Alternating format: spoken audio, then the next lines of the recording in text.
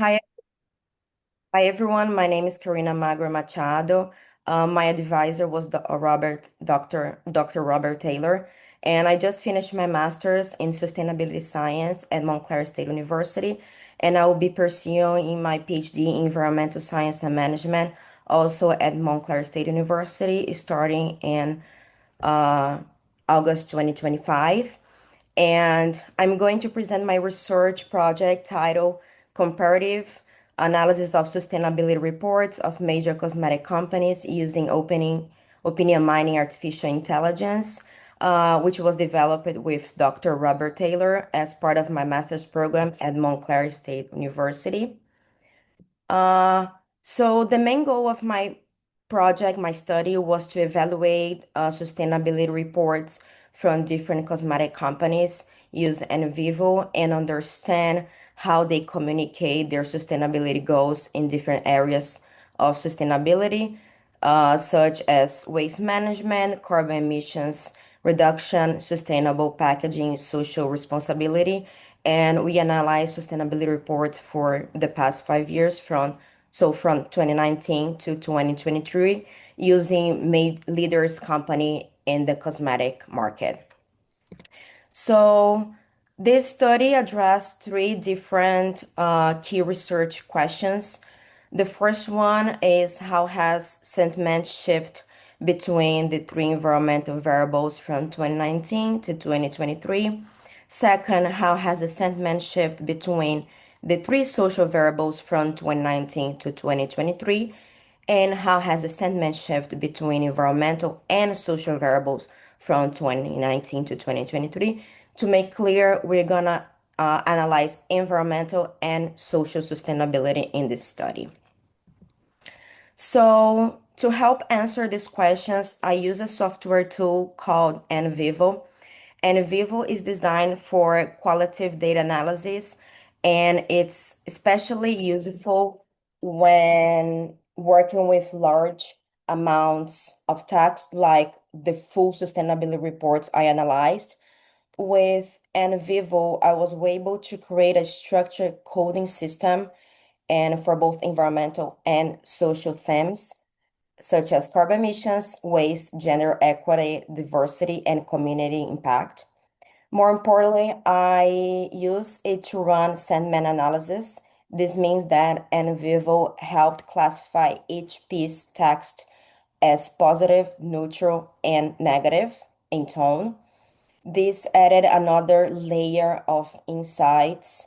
It wasn't just about what companies were saying, but how they were saying it. For example, whether they presented challenges transparently or focused mainly on success stories. Using NVivo made it possible to quantify patterns in corporate language, and it reveals subtle differences between companies over time.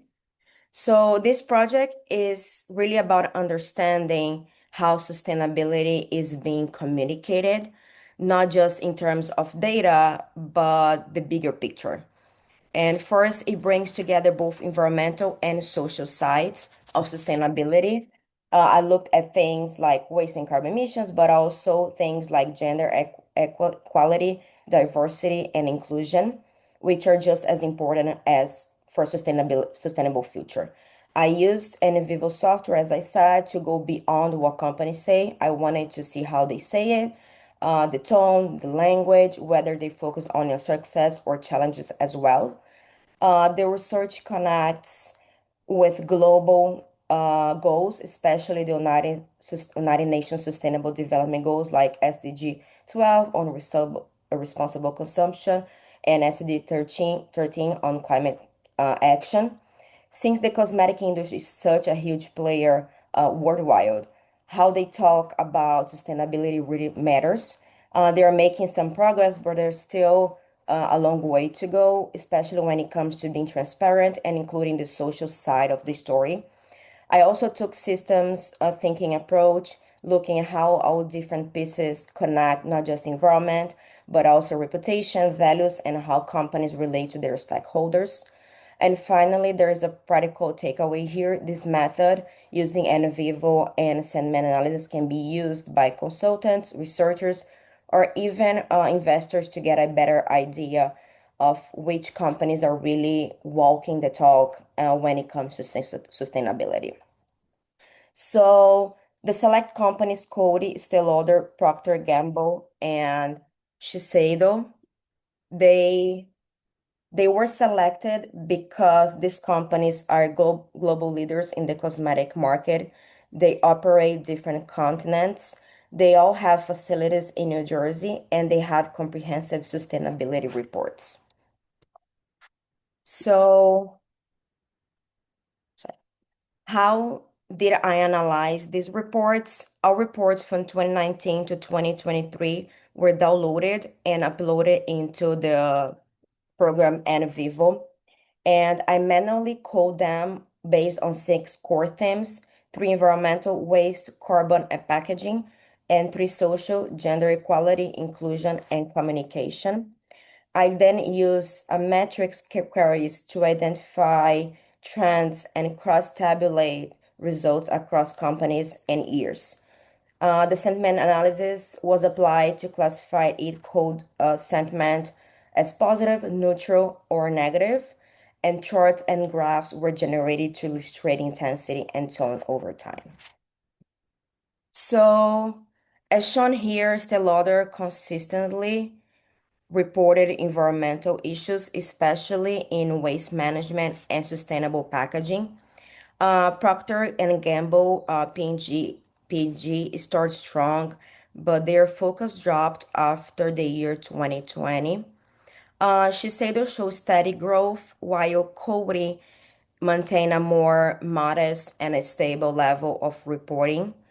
Carbon emissions, though, it's a critical area for sustainability, receive comparatively less attention across all companies compared to waste management and carbon and sustainable packaging, except for Estée Lauder, which showed a clear upward trend.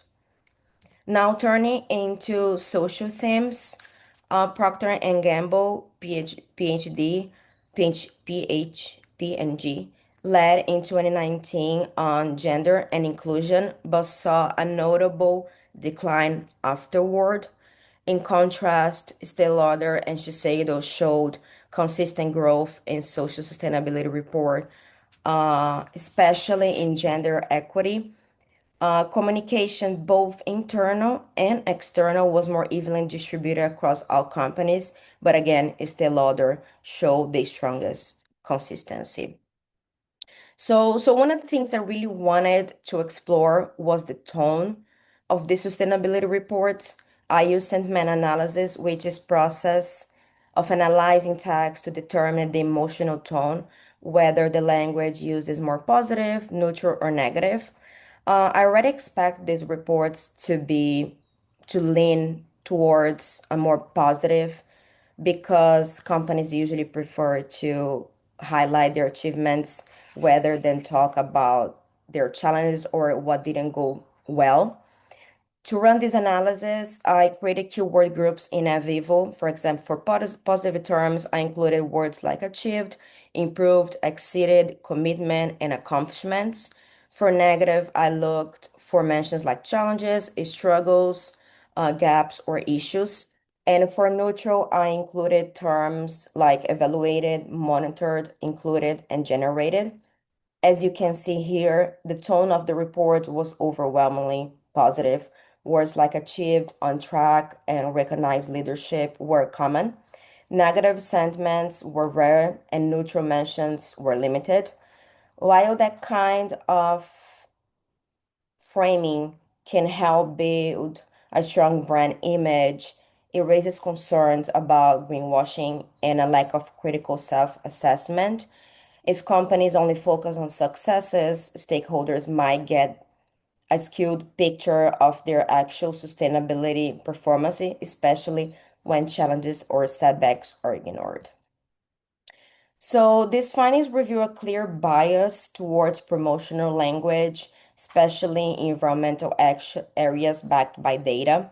Social issues were often framed in value-based narratives rather than measure goals.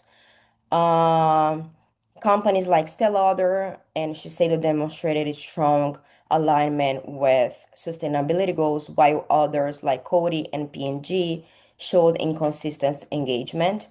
Sentiment analysis proved useful in exposing the tonal difference and can be a valuable tool for monitoring corporate sustainability. So, in summary, this research shows that while cosmetic industry has made significant strides in sustainability, uh, much of the language still links toward overly positive framing. So there is much more that the cosmetic company can do to show that they are really engaged in a sustainable future. And to build trust and transparency, companies should adopt a more standardized frameworks and communicate not only their successes, but also their challenges. A great attention to social issues like gender equity, diversity, and community involvement is also essential to meet growing stakeholder expectations. And tools like sentiment analysis can support this process by helping companies audit the tone of their messaging. Ultimately, those that adopt a balanced, honest, and holistic approach will be better positioned for long-term environmental and social sustainability. So these are some of my references. The full list of my references are available upon request or can be found in the published version of this paper. And thank you very much for watching. If you have any questions or would like to discuss this research further, feel free to contact me at the email shown on the screen. Thank you.